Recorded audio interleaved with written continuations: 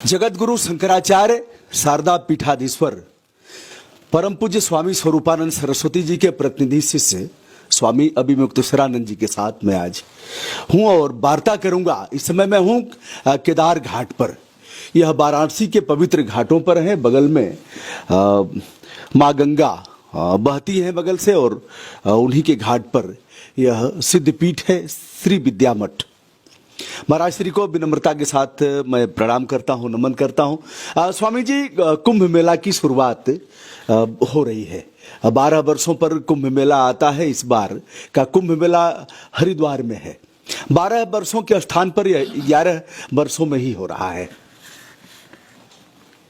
ऐसा है कि ग्रह नक्षत्रों की जो चाल होती है जी, उसी से समय की काल की गणना होती है जी, और काल गणना के अनुसार जो ग्रह नक्षत्र होने चाहिए जी, तदनुसार ये जो कुंभ आ रहा है जी। आयोजित हो रहा है। स्वामी जी, 100 कुछ दिनों का कुंभ होता है, सब 120 दिन कुछ ऐसा है। इस बार 48 दिनों का ही हो रहा है। नहीं, ऐसा है कि 120 दिनों का कोई कुंभ नहीं होता है जी, कुंभ के बारे में दो बातें निकल करके आती हैं। जी, एक तो कुंभ नाम का एक योग है। जी, जब सूर्य, चंद्र और गुरु जी, अमुक अमुक राशि में होते हैं जी, तो कुंभ होता है। जी, वो ज्योतिष में उसको योग कहा गया, कुंभाख्य योगः, जी, तो योग है। और उसको कुंभ पर्व के रूप में, क्योंकि स्नान का पर्व माना जाता है, तो स्नान का महात्म्य होने से कुंभ के योग में इसको पर्व की संज्ञा भी है। तो इसको कुंभ पर्व शास्त्र की दृष्टि से कहा जाना चाहिए।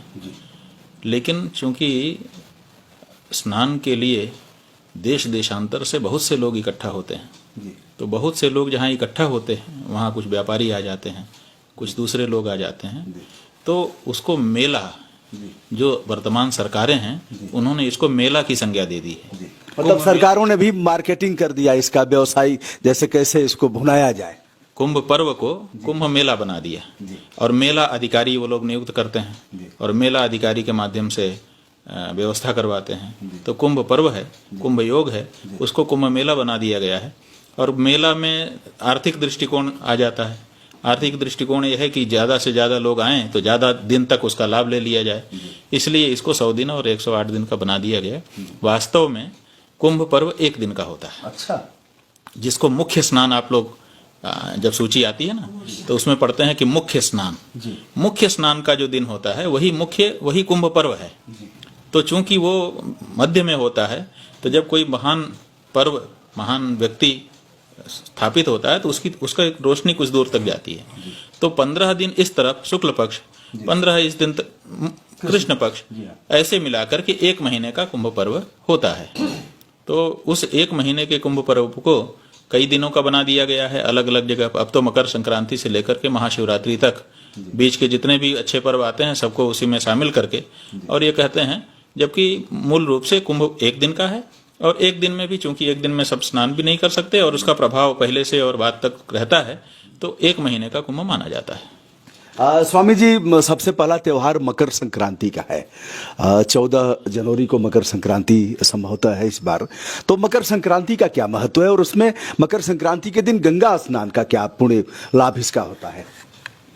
देखिए, जो काल गणना है भारत में, काल गणना में ये बताया गया है कि सबकी काल गणना अलग अलग ढंग से होती है। जैसे आप अभी की घड़ी देखते हैं तो इसमें 3 कांटे मुख्य रूप से दिखाए जाते हैं। 1 सेकंड का है, 1 मिनट का है और 1 घंटे का है।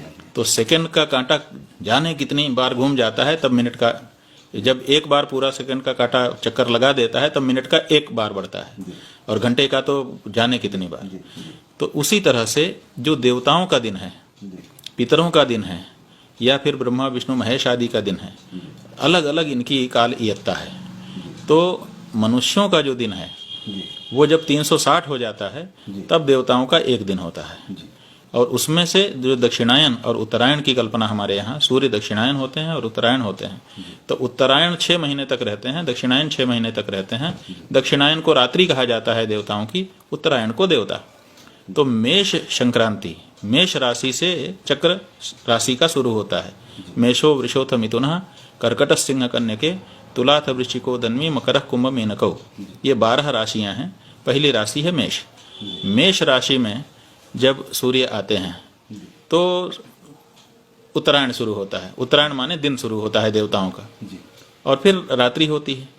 तो जो मकर संक्रांति है, मकर राशि में वो आते हैं, और मकर राशि में जब सूर्य आएंगे तब मकर संक्रांति होगी। सूर्य का संक्रमण एक राशि से दूसरी राशि पर चढ़ने का नाम ही संक्रांति है। तो मेष राशि में जब आते हैं तब जैसे हमारा सूर्योदय के पहले ब्राह्म मुहूर्त होता है, तो वो देवताओं का ब्राह्म मुहूर्त होता है। देवता उस समय स्नान करने के लिए तीर्थों में पधारते हैं। तो इसलिए मकर संक्रांति जब होती है तब लोग सोचते हैं कि इस समय तीर्थों में देवता स्नान करने आए होंगे, हम भी अगर उन्हीं के साथ चल के स्नान कर लें तो देवताओं के साथ स्नान करने का जो पुण्य है वो हमको प्राप्त हो जाएगा। इसीलिए मकर में सूर्य आते ही लोग तीर्थों की ओर दौड़ते हैं। यही महात्म्य है। मकर संक्रांति में इसी लोग जलाशयों में जाकर के, पुण्य नदियों में जाकर के स्नान करते हैं। स्वामी जी, जैसा कि बताया गया है कि 4 जगह कुंभ लगते हैं, जिसमें प्रयागराज है, नासिक है, उज्जैन है और हरिद्वार है। इन चारों तीर्थों का क्या क्या महत्व है अलग अलग? सब तीर्थों का स्वाभाविक रूप से अलग अलग महात्म्य होता है। जो 4 जगह आप बता रहे हैं कुंभ के, तो ये जो कथा आई हुई है कि समुद्र मंथन के बाद अमृत का कुंभ लेकर के धन्वंतरी निकले, और फिर उसके बंटवारे के लिए देवताओं दानों में तकरार होने लगी, छीना झपटी मच गई। तो उसकी जो बूंदें हैं वो इन 4 स्थानों पर गिरी, और इसीलिए इन स्थानों को विशेष दर्जा प्राप्त हो गया। और तब से लोग, जब कुंभ का योग आता है, क्योंकि वैसे तो जो घड़ा था जिसमें अमृत रखा था प्रत्यक्ष, वो तो तिरोहित हो गया, बाद में पिला करके फिर उसको देवता अपने स्थान पर ले गए, तो वो घड़ा तो नहीं है, लेकिन इन स्थानों पर बूंदें छलकी हुई थी।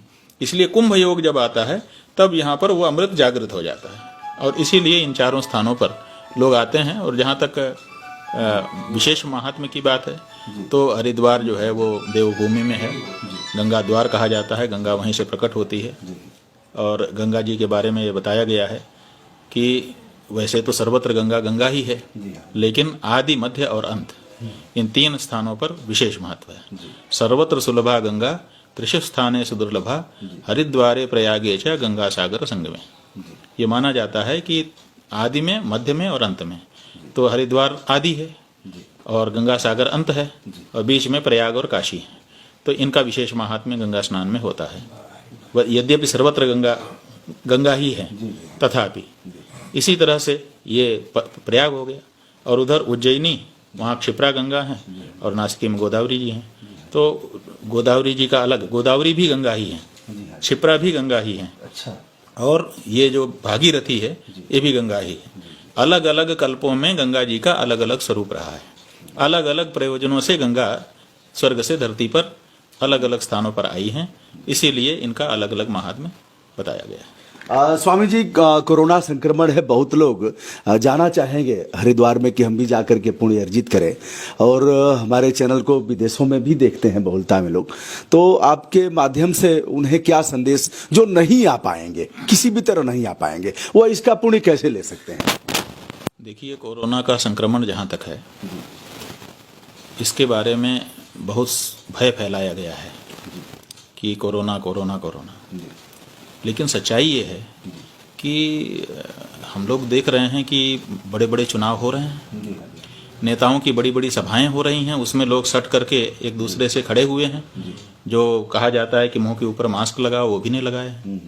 यहाँ तक कि रोड शो भी हो रहे हैं। अभी हमने टेलीविजन में देखा कि अमित शाह जी कह रहे हैं कि आज का जो रोड शो हुआ, ऐसा तो पहले कभी नहीं हुआ था। मतलब कोरोना के पहले भी रोड शो उन्होंने किए, उनका तो पूरा जीवन राजनीतिक रहा है, लेकिन उन्होंने कोरोना के समय में जो रोड शो किया उसके बारे में कह रहे हैं कि ऐसा कभी हुआ ही नहीं था। इसका मतलब कि बहुत बड़ा रोड शो हो रहा है। तो जब ये रोड शो हो रहे हैं, जब चुनाव की रैलियां हो रही हैं, जब राम मंदिर का और संसद भवन के शिलान्यास आदि कार्यक्रम हो रहे हैं और वहां पर लोग इकट्ठे हो रहे हैं, उनको कोरोना नहीं हो रहा है।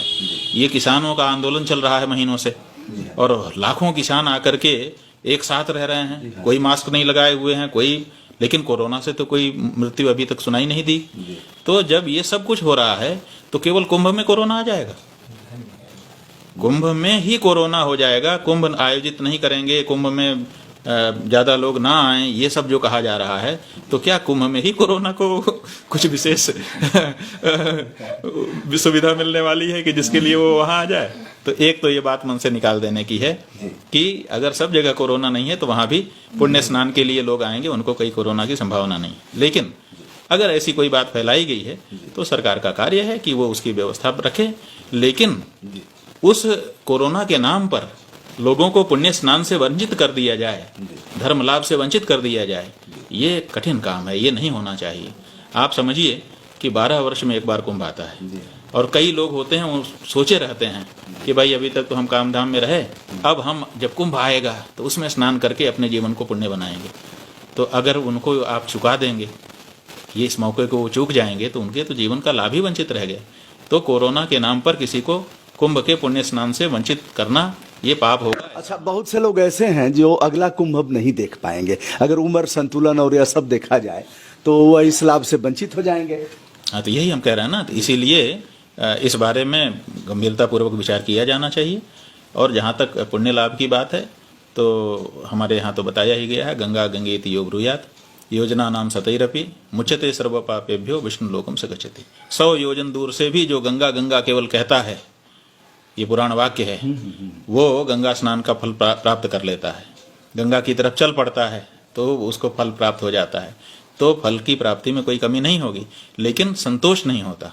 लोग देखिए, फल तो है लेकिन संतोष, जैसे हम महात्मा जी को बोलते हैं कि आप क्यों परेशान होंगे ठंडी में, फोन से बात कर लीजिए, तो हम जो आपकी बात है उसको सुन भी लेंगे, जवाब दे देंगे, लेकिन इनको आकर के बात कहने में संतोष होता है। तो उसी तरह से फल तो मिल जाएगा, बात करेंगे टेलीफोन से तब भी वही चीज हो जाएगी जो यहाँ आने पर हुई, लेकिन फिर भी संतोष। उसी तरह से शास्त्र की दृष्टि से फल तो मिल जाएगा दूर से, वो गंगा नामोच्चारण मात्र से, लेकिन फिर भी प्रत्यक्ष स्नान से जो संतोष मिलता है वो व्यक्ति को नहीं मिलता। इसलिए लोगों को आने देना होगा, आने देना चाहिए। स्वामी जी उनके लिए क्या संदेश दे रहे हैं जो बाहर से हैं, आना चाहते हैं अथवा न आ पाएंगे? नहीं, हम तो ये कहेंगे कि आएं, और जो गाइडलाइन सरकार के द्वारा जारी की गई है वो यही है कि 2 गज की दूरी जरूरी। यही हमारे प्रधानमंत्री जी ने हम लोगों को मंत्र बताया है। तो 2 गज की दूरी जरूरी, ये नहीं कहा गया है कि आप जाओ मत हरिद्वार, ये मत नहीं कहा गया है कि आप नहाओ मत। 2 गज की दूरी ही तो जरूरी है। तो सरकार उसकी व्यवस्था करे कि 2 गज की दूरी सब लोग बनाए रख सकें, और जितने लोग आए उनको स्नान करवाए। गंगा का पाट लंबा है, कोई ऐसी दिक्कत नहीं है, आप विस्तार कर दीजिए। आप 1 किलोमीटर में करते थे, फिर आपने कुंभ का क्षेत्र बढ़ाया, फिर कुंभ का परिसीमन हर बार हो जाता है। 10-15 किलोमीटर दूर तक की गंगा का जो क्षेत्र है उसको कुंभ क्षेत्र घोषित किया गया है। हम कहते हैं जरूरी हो 25 किलोमीटर के क्षेत्र को कुंभ क्षेत्र घोषित करो और लोगों को अलग अलग घाटों पर स्नान करने की सुविधा प्रदान करो। आप 2 गज की दूरी बना करके स्नान करवाइए, किसी को वंचित मत करिए, यही हमारा कहना है। स्वामी जी लोग कहेंगे कि हरि की पैड़ी वहीं तक गंगा सीमित है, हम वहीं नहाएंगे तो उसका पुण्य प्राप्त होगा। नहीं, हर की पैड़ी तो तब जब एक ही व्यक्ति है, कुछ लोग हैं, तब वहां आप जाइए। जब विस्तार होता है तो जहां तक लोग होते हैं वहां तक क्षेत्र हो जाता है। इसलिए हमारे यहाँ ये बताया गया है कि जहां से मुख्य क्षेत्र का कूल, जैसे हमारे यहाँ बताया गया है प्रयाग के बारे में कि जहां से षटकुल दिखाई दें, षटकुल माने 6 किनारे, 2 यमुना के, 2 गंगा के और 2 सम्मिलित के। तो जहां आप खड़े हो जाइए, 6 किनारे जहां तक दिखे आपको वहां तक पूरा पुण्य क्षेत्र होता है। तो इसलिए आप हरिद्वार में खड़े हो जाइए। हर की पैड़ी पे टावर बना हुआ है, वो काहे के लिए बना है? टावर क्यों बना, आप बताइए? टावर इसीलिए बना कि अगर किसी को क्षेत्र का निर्धारण करना हो तो टावर पे चढ़ के वहां से देखो, जहां तक किनारा दिखाई दे वो सब तुम्हारा कुंभ क्षेत्र है, वहां स्नान करो। पूज्य स्वामी जी ने एक बड़ी बात कहा, बहुत बार कुंभ में दुर्घटनाएं भी हुई, भगदड़ मची, लोगों की जानें भी गई। ऐसे में कुंभ मेला का और भी विस्तार किया जाए और सर्वत्र वह मेला क्षेत्र होगा, पुण्य क्षेत्र होगा जहां लोग स्नान करेंगे, विस्तार करना चाहिए। और यह सरकार की जिम्मेदारी है कि यह सुविधा न हो, लोग गरिमा के साथ आए, स्नान करके जाएं, पुण्य अर्जित करें। और जो लोग बहुत दूर हैं, महाराज श्री ने जैसा कि भी कहा, अगर गंगा का नाम लेने से ही उन्हें वह पुण्य अर्जित होगा, जो विदेशों में है नहीं आ सकते हैं इस संक्रमण और दूरी संतुलन इत्यादि इत्यादि के चलते, तो गंगा माँ का नाम लेकर के 2 कदम बढ़ेंगे तो उन्हें वही लाभ होगा। आज के दिन इतना ही। कुंभ मेला की शुरुआत अब शुरू हो रही है। मकर संक्रांति से स्नान होगा, लेकिन स्नान तो एक ही दिन का है, लेकिन तमाम पर्वों पर स्नान की व्यवस्था की गई है, जैसे महाशिवरात्रि। और महाराज श्री, अंतिम सवाल, ये पेशवाई क्या होती है, लोग जानना चाहेंगे। पेशवाई, देखिए, कुंभ शब्द जो है ये संस्कृत भाषा का शब्द है जी। पुराणों में इसका उल्लेख है, इसकी कथा भी कही गई है, इसके पीछे का तात्पर्य भी बताया गया है। पेशवाई शब्द ये संस्कृत का शब्द नहीं है जी। हाँ, ठीक है ना। तो आप इसी शब्द को पकड़ करके इसके तात्पर्य को जान सकते हैं। पेशवाओं के समय में कोई व्यवस्था बनी, उसको पेशवाई कहा गया।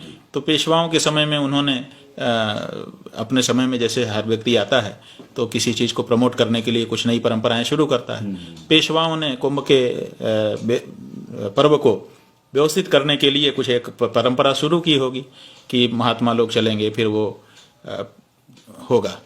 अब पेशवाई का मतलब अब प्रवेश के जुलूस से लिया जाता है कि कुंभ में प्रवेश का जो जुलूस है उसको पेशवाई कह रहे हैं। तो पेशवा के द्वारा शुरू की गई, पेशवा आ रहे हैं, तो जब पेशवा आते होंगे तो लाव लश्कर के साथ आते होंगे, तो लोग उसको देखने के लिए सड़क के दोनों किनारे खड़े हो जाते होंगे, फूल बरसा के स्वागत होता होगा, गाजे बाजे बजते होंगे, ये सब होता है। तो वही पेशवाई में होता है।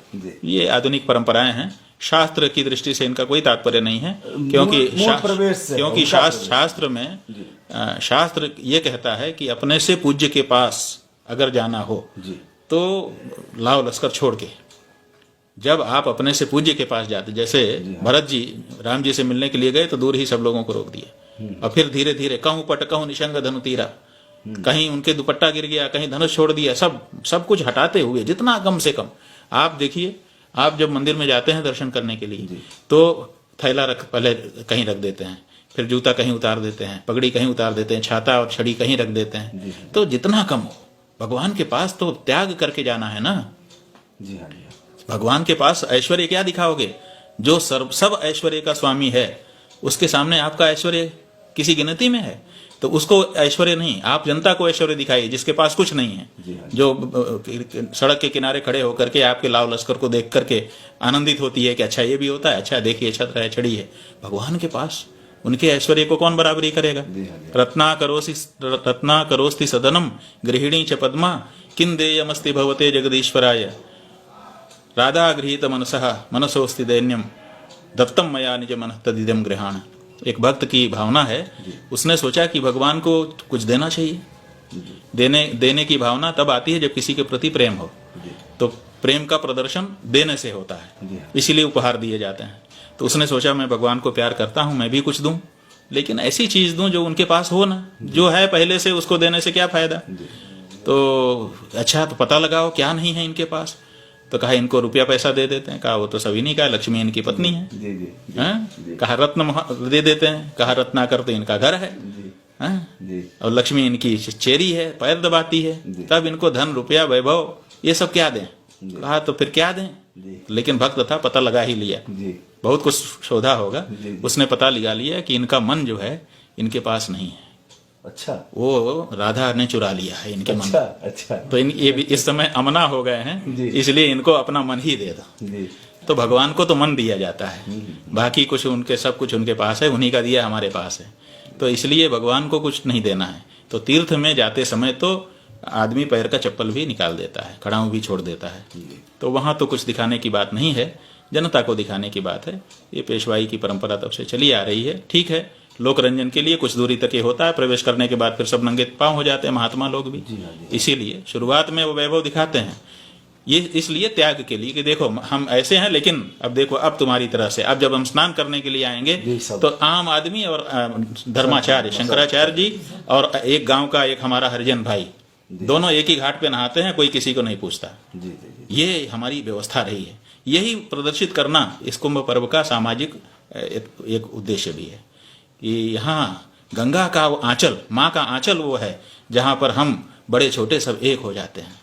वहाँ हमारा सनातन धर्म के सब भेद मिट जाते हैं, बड़े छोटे का धनी का अमीर का, काले का गोरे का, गरीब का अमीर का, आचार्य का मूर्ख का, विद्वान का, सबका भेद मिट जाता है, सब एकाकार हो जाते हैं।